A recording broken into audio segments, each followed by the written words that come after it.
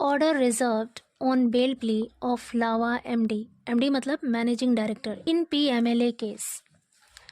Order reserve मतलब आदेश को सुरक्षित रखा गया on bell plea, bell plea का अर्थ होता है जमानत याचिका, ऑफ लावा एमडी यानी लावा के मैनेजिंग डायरेक्टर की जो जमानत याचिका थी उस पर आदेश को सुरक्षित रखा गया इन पीएमएलए केस, पीएमएलए के मामले में। पूरी स्टोरी है। A court here on Monday reserved it's order on the bail application of Hariom Rai, the managing director of Lava International Company, arrested in a money laundering case against Chinese smartphone maker Vivo. A court मतलब एक अदालत ने here यहाँ पर on Monday सोमवार को reserved मतलब सुरक्षित रखा, महफूज रखा its order अपने आदेश को on the bail application of Hariom राय, हरिओम राय के बेल एप्लीकेशन यानी जो बेल के लिए एप्लीकेशन दी गई थी उस पर the managing director of lava international company, Hariom के बारे में बताया जा रहा है कि वो कौन है, लावा इंटरनेशनल कंपनी के मैनेजिंग डायरेक्टर हैं, अरेस्टेड गिरफ्तार किए गए in a money laundering case, money laundering के मामले में against Chinese smartphone maker Vivo, Chinese smartphone बनाने वाले के खिलाफ मनी लॉन्ड्रिंग के केस में गिरफ्तार किए गए लावा इंटरनेशनल कंपनी के मैनेजिंग डायरेक्टर हरिओम राय के बेल एप्लीकेशन पर यानी बेल के लिए जो आवेदन पत्र दिया गया था उस पर एक कोर्ट ने अपने ऑर्डर को, अपने आदेश को सुरक्षित रखा। रिजर्व क्या है यहाँ पर? रिजर्व यहाँ पर वर्ब है और वर्ब का सेकंड फॉर्म है V2 है और V2 का यूज़ कहाँ होता है? पास्ट इंडेफिनिट टेंस में है। यहाँ पर अरेस्टेड पास्ट पार्टिसिपल है। अरेस्ट मीन्स होता है गिरफ्तार करना और अरेस्ट का जो थर्ड फॉर्म होता है अरेस्टेड उसे पास्ट पार्टिसिपल कहते हैं। और जब ये पास्ट पार्टिसिपल कब होता है? जब वो सेंटेंस में एडजेक्टिव के तौर पे काम करता है। तो यहाँ पर अरेस्टेड क्या है? पास्ट पार्टिसिपल है।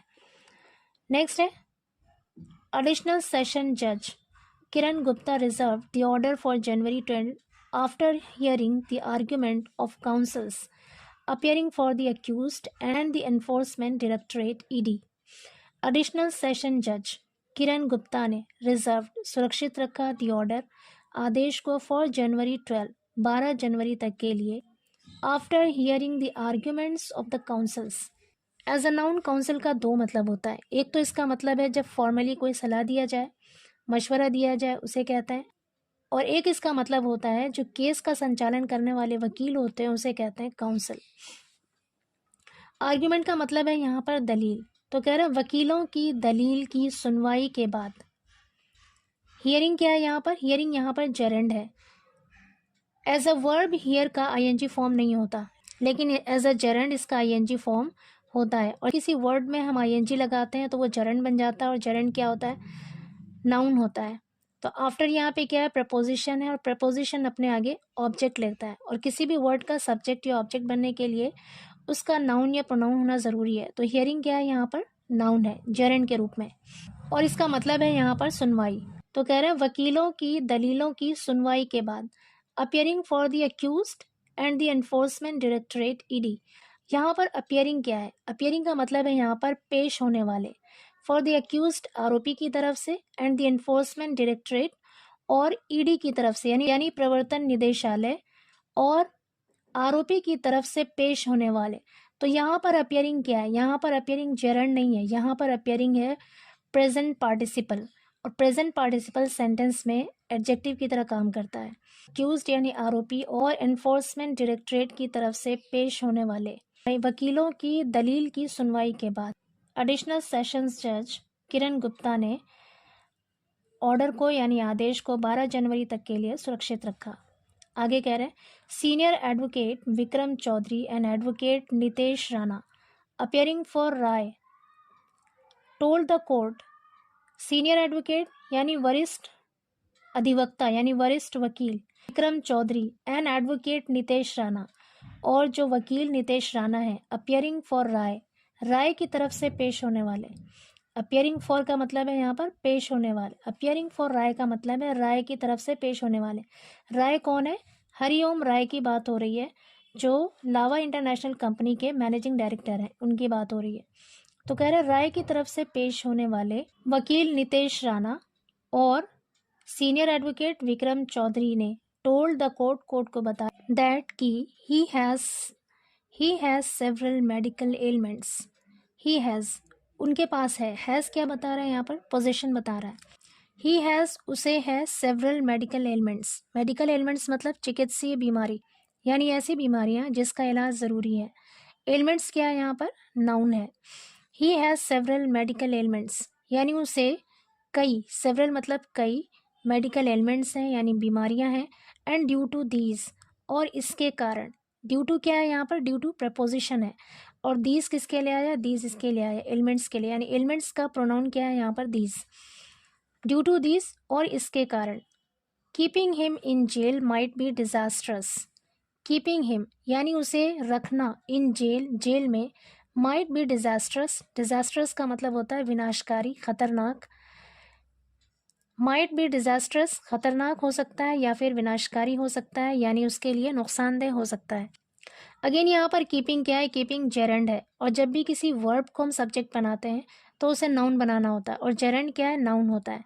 किसी भी वर्ब में आईएनजी लगाकर जेरेंड बनाते हैं। तो यहाँ पर क्या है, कीपिंग हिम, उसे, हिम क्या है, ही का ऑब्जेक्टिव केस है him. Keeping him in jail, उसे जेल में रखना। माइट बी क्या है, वर्ब है। डिजास्ट्रस क्या है, एडजेक्टिव है, इसका मतलब है विनाशकारी, नुकसानदेह। Keeping him in jail might be disastrous यानी उसे जेल में रखना डिजास्ट्रस हो सकता है, यानी नुकसानदेह हो सकता है, खतरनाक हो सकता है। ऑल दो हालांकि, the doctors in jail are good. हालांकि द डॉक्टर्स इन जेल यानी जो जेल में डॉक्टर्स हैं, गुड अच्छे हैं। ऑल दो क्या है, ऑल दो कंजंक्शन है। बट लेकिन keeping him there will worsen his condition, लेकिन उन्हें रखना, कीपिंग हिम उन्हें रखना, देयर वहाँ पर, विल वर्सन, वर्सन क्या है, वर्ब है और इसका मतलब होता है खराब होना या खराब करना, बदतर होना या बदतर करना। विल वर्सन मतलब बदतर कर देगा या खराब कर देगा, हिज कंडीशन उसकी हालत को। पूरे सेंटेंस का मतलब है बट कीपिंग हिम देयर, लेकिन उसे वहाँ रखना, विल वर्सन खराब कर देगा या बदतर कर देगा, हिज कंडीशन उसकी हालत को। The court was told by the advocates. The court was told, court को बताया गया, वॉज के साथ यहाँ पर वी थर्ड, पैसिव वॉइस का सेंटेंस है और टेंस क्या है, पास्ट इंडेफिनिट, यानी पैसिव वॉइस पास्ट इंडेफिनिट है यहाँ पे। पूरे सेंटेंस का मतलब है कि कोर्ट को एडवोकेट्स के द्वारा यानी वकीलों के द्वारा बताया गया। आगे कह रहे हैं the application was opposed by the ED. जो एप्लीकेशन था, जो आवेदन पत्र था, वॉज अपोज्ड उसका विरोध किया गया। पूरे सेंटेंस का मतलब है कि ईडी के द्वारा एप्लीकेशन का विरोध किया गया। द एजेंसी सेड, एजेंसी ने कहा, दैट की इफ रिलीज्ड ऑन बेल, अगर बेल पर रिहा कर दिया जाए, the accused may tamper, tamper का मतलब होता है छेड़छाड़ करना, दखल देना। द एक्यूज्ड यानी आरोपी, मे टेम्पर मतलब छेड़छाड़ कर सकता है। मे यहाँ पर क्या है, पॉसिबिलिटी बता रहा है। मे मॉडल वर्ब होता है और पॉसिबिलिटी यानी संभावना बताने के लिए यूज किया जाता है। तो यहाँ पर क्या संभावना बता रहा है कि अक्यूज्ड में टेम्पर यानी जो आरोपी है वो छेड़छाड़ कर सकता है विद एविडेंस, सबूत के साथ, और इन्फ्लुएंस या प्रभाव डाल सकता है विटनेसेस, गवाहों पर, यानी गवाहों को इन्फ्लुएंस कर सकता है, गवाहों पर असर डाल सकता है या फिर सबूत के साथ छेड़छाड़ कर सकता है। कौन, आरोपी, इस बात की संभावना है। Rana had earlier told the court that though Rice Company and Vivo were in talks, Rana had earlier told, Rana ने पहले ही बताया था, had के साथ told वर्ब की थर्ड फॉर्म है, पास्ट परफेक्ट टेंस का यूज हुआ है यहाँ पर। earlier मतलब पहले ही। Rana had earlier told, Rana ने पहले ही बताया the कोर्ट को that की दो rice company and Vivo were in talks, were in talks का मतलब है बातचीत में थे, यानी वो बातचीत कर रहे थे। हालांकि राय की कंपनी और वीवो बातचीत कर रहे थे टू लॉन्च, लॉन्च करने के लिए, अ जॉइंट वेंचर, लॉन्च मतलब होता है शुरू करना, शुरू करने के लिए बातचीत कर रहे थे। क्या शुरू करने के लिए, अ जॉइंट वेंचर मतलब संयुक्त, वेंचर मतलब है यहाँ पर व्यापार। वैसे वेंचर का मतलब होता है कोई भी जोखिम भरा काम, लेकिन यहाँ पे वेंचर का मतलब है व्यापार। हालांकि राय की कंपनी और वीवो एक संयुक्त व्यापार शुरू करने के लिए बातचीत कर रहे थे इन इंडिया, भारत में, अ डेकेड अगो, डेकेड कहते हैं दहाई को, यानी 10 साल का जो ड्यूरेशन होता है उसे कहते हैं दहाई, यानी एक दहाई पहले ये लोग भारत में एक संयुक्त व्यापार शुरू करने के लिए बातचीत कर रहे थे।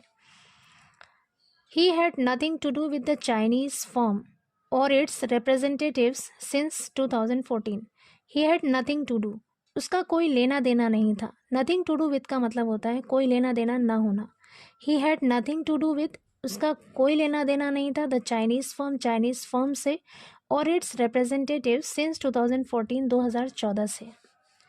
आगे कह रहे हैं ही फर्दर टोल्ड द जज, उन्होंने आगे जज को बताया दैट की the accused had no direct or indirect control over Vivo's business, कि अक्यूज्ड यानी आरोपी का कोई भी डायरेक्ट या फिर इनडायरेक्ट नियंत्रण नहीं था किस पर, वीवो के बिजनेस पर, वीवो के व्यापार पर।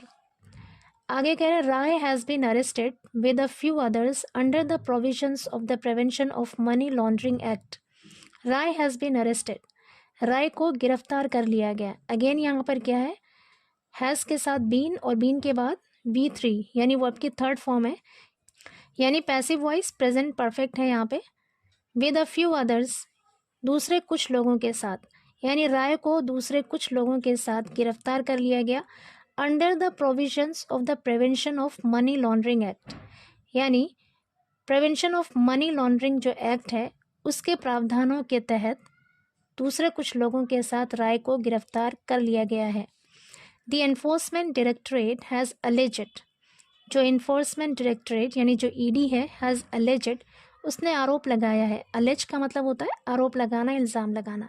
हैज़ अलेजेड, उसने आरोप लगाया है दैट की वीवो इलीगली ट्रांसफर्ड, कि वीवो ने गैर कानूनी तौर पर ट्रांसफ़र किया था ₹62,476 करोड़ टू चाइना, यानी इतने करोड़ रुपए उसने चाइना को ट्रांसफ़र किया था in order to avoid. In order to का मतलब होता है के लिए, इन ऑर्डर टू अवॉइड का मतलब है बचने के लिए, किससे, payment of taxes in India. Payment का मतलब होता है अदायगी या भुगतान, यानी टैक्सों की अदायगी या टैक्सों के भुगतान से बचने के लिए भारत में, यानी इंडिया में टैक्सों की अदायगी या टैक्सों के भुगतान से बचने के लिए जो वीवो है उसने इतने करोड़ रुपए गैर कानूनी तौर पर ट्रांसफ़र किए थे। ये इल्ज़ाम लगाया है किसने, ईडी ने।